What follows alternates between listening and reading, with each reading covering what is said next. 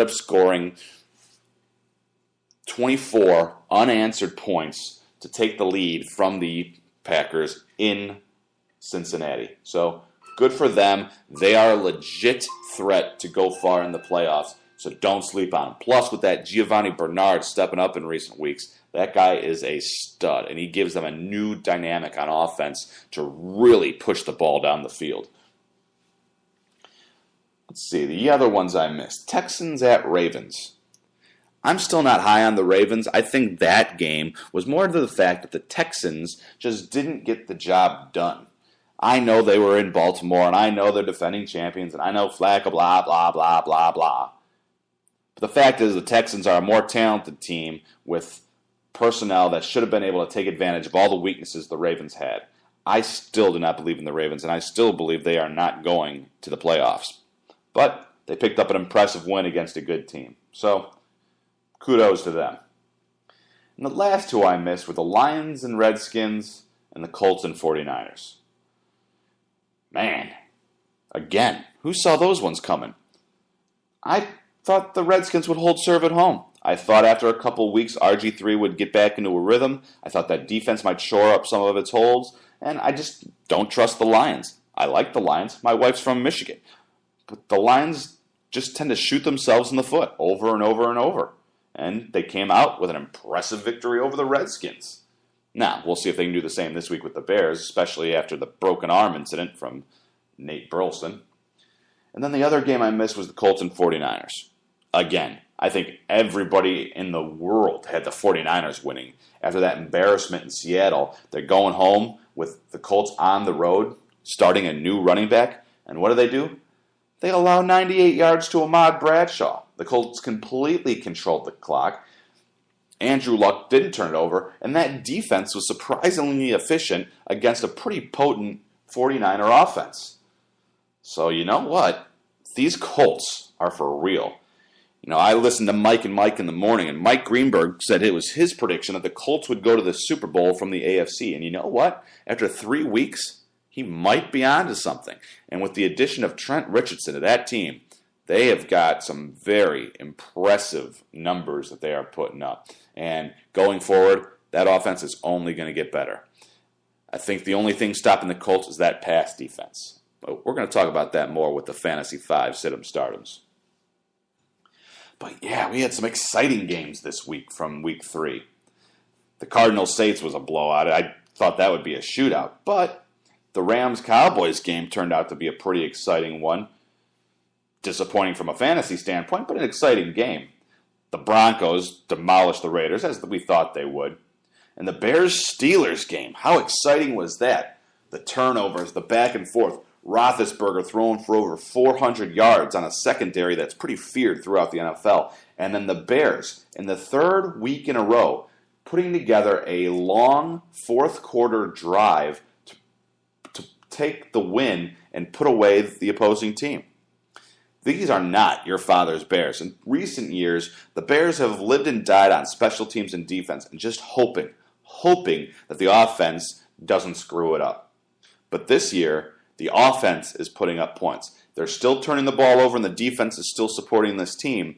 However, in 3 consecutive weeks, Jay Cutler has led 80 and 90-yard drives down the field with that offense for fourth-quarter touchdowns. And that cannot be undervalued. Right now, Jay Cutler has the best quarterback rating in the fourth quarter in the NFL, even better than Peyton Manning. And you know what that has to do with? It has to do with the scheme and the improved in blocking. With 4 new offensive linemen and a new offensive-minded head coach, the Bears have turned what was the laughingstock of offensive lines in the NFL and turned it into a strength. On a line that features 2 rookies on the right side, they have allowed Jay Cutler to be sacked 3 times. 3 times. And only once in the first 2 weeks. Last year at this time, Cutler had been sacked 11 times with a lot more hits and pressures. These Bears are a tough team. And Kyle Long, the first-round controversial draft pick by the Bears at number 20 overall, out of Oregon. This guy only played in 11 college games and only started 4. So when the Bears took him 20th overall at the right guard position, there was a lot of mutterings and a lot of questions. but man, has he stood tall. In fact, he's been standing so tall in that line that Peter King, the head sports writer for Sports Illustrated, has said that right now he is the leading candidate for Rookie of the Year. That is quite the compliment, because offensive linemen in the NFL do not get the respect they deserve. And you know why?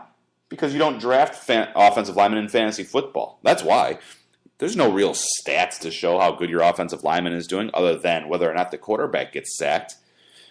It's been a very impressive showing by that Bears offensive line. And this week, they're going to get a real test when they face the Lions. Some other storylines from Week 3 coming out that you need to keep an eye on. The continuing domination of Peyton Manning. I mean, Peyton Manning, 12 touchdowns, 0 interceptions, 3-0. The only other quarterback in the league without a turnover happens to be in the same division, Alex Smith for the Kansas City Chiefs.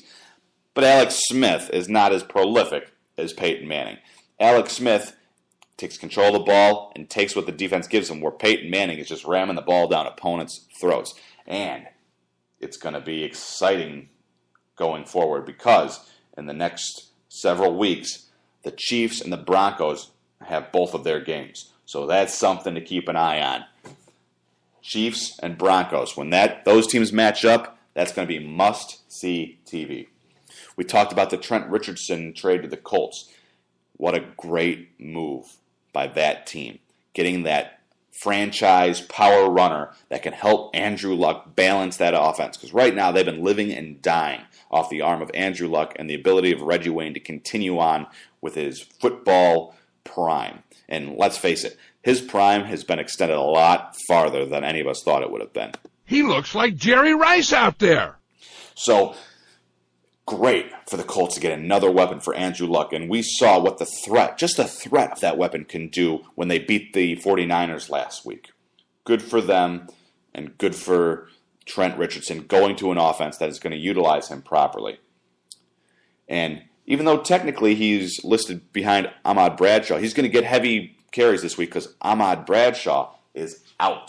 That's right, he is out this week. So we'll talk about it later in fantasy, but something to keep in mind for all you fantasy players out there. And then one more thing to come out of Week 3 is the continued trash talk from Panthers players about their former coach, Rob Chudzinski, who is the new head coach for the Browns. He has faced a hailstorm of criticism for the way he managed the Carolina Panthers over the past several years, especially the fact that Cam Newton continues to put up great stats, but not getting the wins.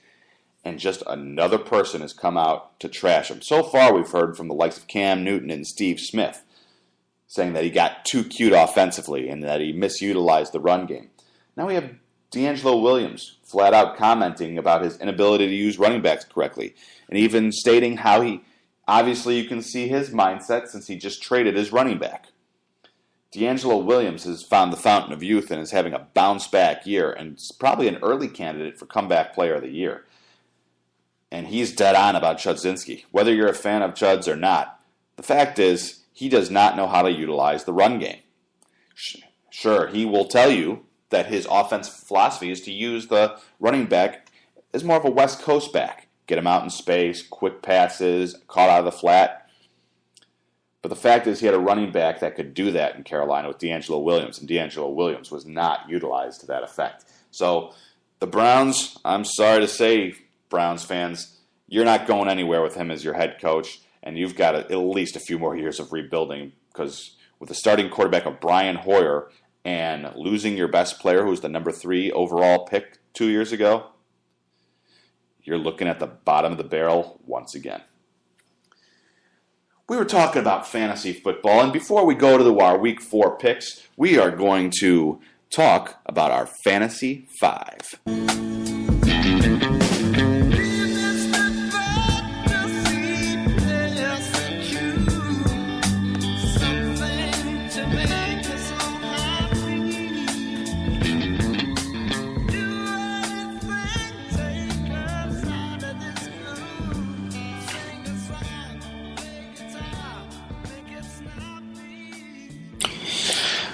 Fantasy 5, as my regular listeners know, is where I'm going to give you 5 to sit 5 to start. And if you've got any sleepers or questions or anything you want to add to this conversation, tweet me at the CSBS or give me a call at 630-534-0779.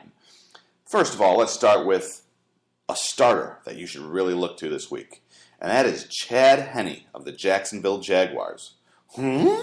That's right, the Jacksonville Jaguars, who are playing the raging Indianapolis Colts. And yes, the Jaguars are still going to lose, but they're going to have to keep pace with the points. They're not going to be running the ball, and Chad Henne is a much more competent quarterback than Blaine Gabbert was. So I expect Chad Henne to be throwing a lot. And that Colts secondary, as we mentioned earlier, is its weak link. It gives up points, and it can be exploited. And I think Chad Henne has the arm strength and just enough accuracy to maybe pull out a few touchdowns. So if you're weak at quarterback, or if you're in a league that starts a second quarterback, or you can use a quarterback as a flex player, take a good hard look at Chad Henne, because I expect him to throw for a couple touchdowns and maybe 250 yards, because that Colts secondary isn't scaring anybody. On the flip side, who do you not start? We talked about him earlier. Brian Hoyer, quarterback for the Browns. Now, I realize a lot of people out there probably aren't starting him anyway, but I'm in a league where you have to start 2 quarterbacks. I've got a friend who's in a league where you can use a flex player as a quarterback. So for all of you out there who are tempted to use him again after he comes off a week where he threw 3 touchdowns, don't. He got away with 3 touchdowns against a bad team in a dome with only 1 career start to study. Defenses are going to adapt. He's not going to keep putting up 3 touchdowns a game with that team. Sure, he might get a touchdown to that all-world tight end they've got going down there in Cleveland. But he is not a safe pick, and he's probably going to end up letting you down. So sit him. And another surprise move to sit the Bears defense this week. Yeah, they're going against the Lions, divisional rival. And it's going to be the game of the week, I'm predicting. But the fact of the matter is that defensive line for the Lions is going to put a lot of pressure on that offensive line, especially those 2 rookies we talked about earlier, Kyle Long and Jordan Mills. In addition to that, the Bears' arguably best defender and Charles Peanut Tillman might be out. And if he is in, he's going to be hurt. So you're going to have either your second cornerback or an injured Tillman covering Calvin Johnson.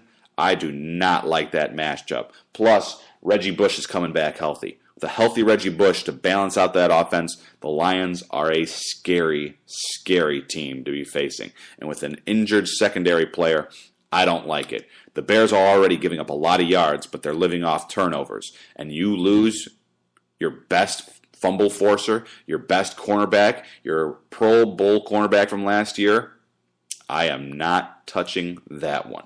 So, who do you play in their place? Why, you play the Kansas City defense against the Giants. Eli Manning is pulling the anti-Peyton. He is throwing interceptions left and right. That offensive line is aged and can't stop anybody. They can't run the ball. They can't protect the quarterback. Eli's chucking up bombs and letting the other team pick him off at will. That offense isn't going to be able to move against the Kansas City defense. Because, let's face it, what are the Chiefs good at? Pressuring the quarterback, capitalizing off turnovers, and controlling the clock. What are the Giants bad at? Taking care of the ball, keeping the quarterback safe, and taking advantage of the defense. So we have got weakness versus strength, and I fully expect this one to be a blowout. I'd be surprised if the Giants can put up any points at all. That is a good defense and an offense that just knows how to take long drives and put points on the board after each one of them, whether it's a field goal or a touchdown. So stay away from anything to do with the Giants this week and pick up that Kansas City defense. They're going to put up some good points for you this week. Someone to sit from the running back front, Stephen Ridley, the Patriots. He has not been impressing. Once again, the Patriots are living and dying on the arm of Tom Brady, and he's doing well, but they have faced some fairly mediocre talent so far. They faced the Bills, they faced the Jets, and they faced the Buccaneers. And let's face it, their matchup this week is against a very battered and very injured Falcons team. But this could be the first semi-test for the Patriots, and as much as I expect Brady to have a very good day, because he usually does, that run defense for the Falcons is still pretty good, and Stephen Ridley has been underperforming this year. And without the change of pace